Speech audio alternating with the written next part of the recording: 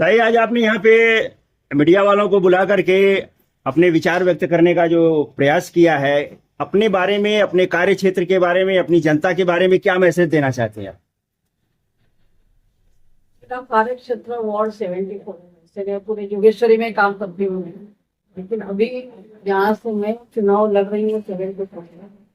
95% slum area है। ये हमको बीएमसी का कितना फंड मिलता है वो आपको सबको भी जानकारी है। हर साल थोड़ा थोड़ा काम सब एरिया में होता है। कुछ एरिया में काम बाकी है, ऐसा नहीं है मैं बोलती कि बाकी नहीं, वो बाकी भी काम हम लोग अगले 5 साल में करेंगे। और मेरे को विश्वास है 2017 के इलेक्शन में मैं 471 से जीती थी। ये समय कम से कम 2 से 3 हजार वोट में जीती। इतना लोगों का मेरे को विश्वास है, लोगों का प्यार है, इसके लिए आप सबको भी आज बुलाया है।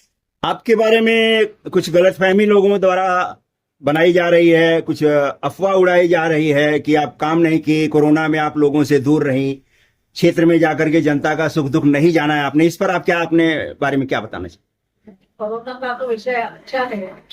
जब भी लोगों के जीवन मरण का प्रश्न था, तो अभी मेरे सामने जितने कैंडिडेट थे, मतलब मियाँ या बीवी, उनमें किसी ने भी आप जाके उनको पूछे कि कोरोना में वो किधर। मेरा तो इधर बाजू में वैक्सीनेशन सेंटर था। अब पब्लिक को पूछेंगे तो पब्लिक बता देगी कोरोना में मैडम किधर थी। आर्सेनिक, एल्बम, खाना, वैक्सीनेशन, लोगों को ट्रेन में बिठाने का, ये सब काम मैंने किया है। आप एरिया में जाके पूछ। आपकी ही पार्टी के कुछ कार्यकर्ता जो नए पुराने जो आए हैं आपकी पार्टी में, उन्होंने आपके खिलाफ एक तरह से बगावत शुरू कर दी है, आपके खिलाफ जो है दुष्प्रचार कर रहे हैं। इस पर आप क्या कहना चाहेंगे? मेरे को ना ये सबकी अभी आदत हो गई। 2002 से मैं चुनाव लड़ रही हूँ, तो कैसे है मालूम है, सामने सामने लड़ने की किसी में हिम्मत नहीं है, तो नीचे से वार करने वाले हमारे पार्टी में भी है। तो 16 तारीख को उनको समझ जाएगा क्या है। सुनील जी, आप आरपीआई के एक अच्छी पोस्ट पर हैं, अच्छे कार्यकर्ता हैं। मैडम के बारे में आप क्या कहना चाहेंगे, और जो इनके बारे में दुष्प्रचार कर रहे हैं, जिन लोगों के बारे में अभी सुना जा रहा है, उनके बारे में क्या कहना चाहेंगे?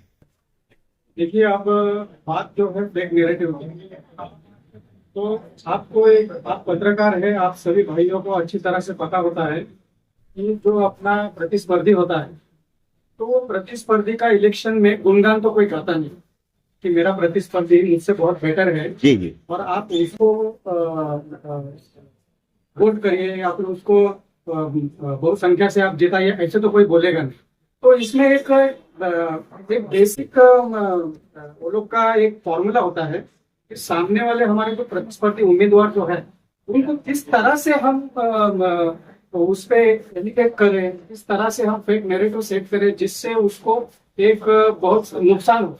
तो ये सारी बातें झूठी है।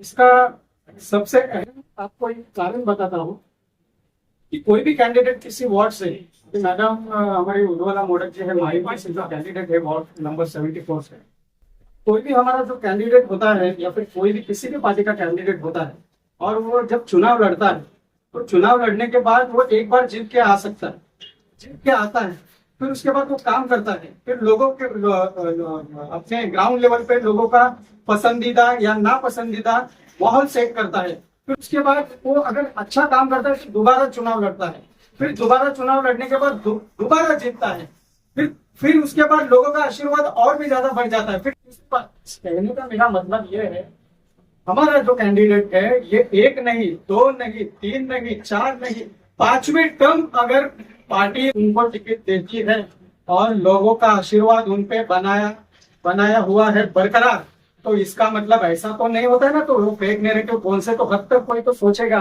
तो 5-5 बार किसी उम्मीदवार को पार्टी टिकट देगी, और पार्टी टिकट उन्हीं को देगी ना जिनका नाम ग्राउंड लेवल पे हो।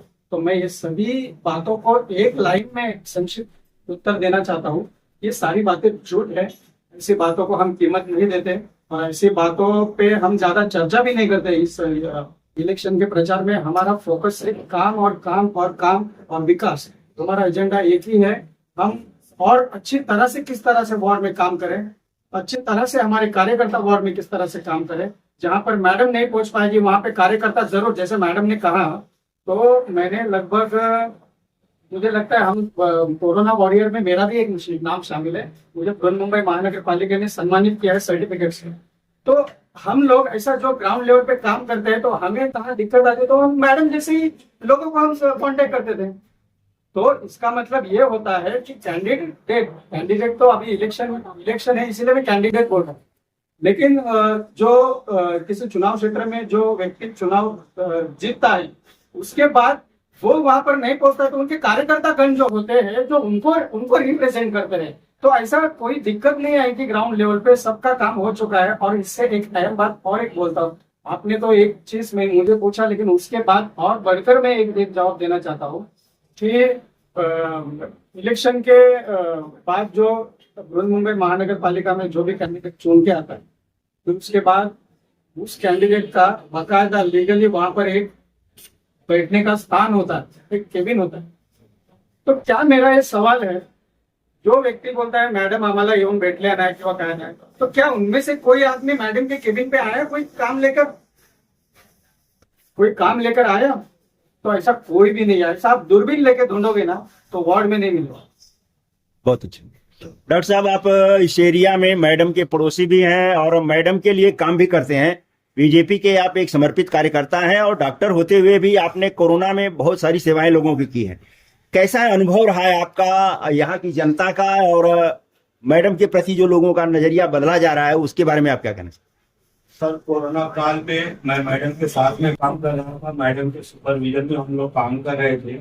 और काम का बताएं कि हमने मैडम से रिक्वेस्ट किया कि हमारे पूनम नगर या हमारे जो क्षेत्र है यहाँ के ग्रीन फील्ड हो, पूनम नगर वगैरह या दुर्गा नगर या महाकाली, इनको दूर ना जाना पड़े, तो हमको हम वैक्सीन सेंटर यहीं कहीं दे दो ताकि हम तक पहुंच पाए। और हमको जगह नहीं मिल रही थी, तो हमने प्राइवेट जो है 2 गाला लेके जो है जिसका पैसा जो है जो भाड़ा लाखों में आता था वो हम लोग भरते थे। और हम लोगों ने वैक्सीन सेंटर पूनम नगर में खड़ा किया ताकि यहाँ की जनता को हम एक वैक्सीन उनके डोर स्टेप्स पे दे सके। और आपको बता दें कि कोरोना के समय में मैडम के सुपरविजन में हम लोग आर्सेनिक एल्बम और ये सब जो गोलियां बांट रहे थे, प्रिवेंटिव मेडिसिन, उसके अंदर हम लोग 8-9 लोगों की टीम थी, जिसमें 2 सगे भाई हमारे कार्यकर्ता ठाकुर, वो दोनों जो है कोरोना ग्रसित हो गए और दोनों का डेथ हो गया।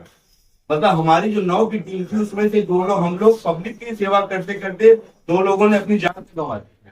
इससे ज्यादा आपको एग्जाम्पल नहीं दे पाऊंगा। और रह गई कोरोना काल के साथ गांव भेजना है, मैडम का इंस्ट्रक्शन था सर्टिफिकेट इशू करो।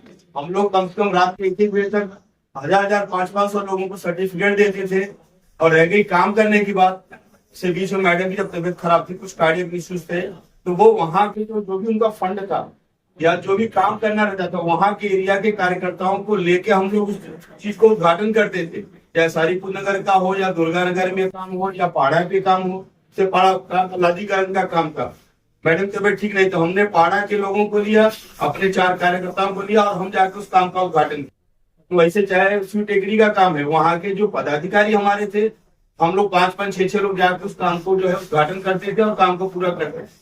जो अभी किसी ने बोला कि 9 काम बताए, तो मैं तो 170 काम की लिस्ट लेके घूम रहा हूँ बाकायदा पेज वाइज। किस तारीख को बीएमसी का फंड है, इसमें मैडम के फंड का भी है और बीएमसी का डायरेक्ट फंड का भी है, जो कि मैडम के रिक्वेस्ट पे काम हुआ। 170 काम की लिस्ट मैं लेके घूम रहा हूँ कि जो अपोजिशन में कोई चाहे तो आप इसको देखे कि हमारे 74 वार्ड में हमने काम किया है कि नहीं किया है।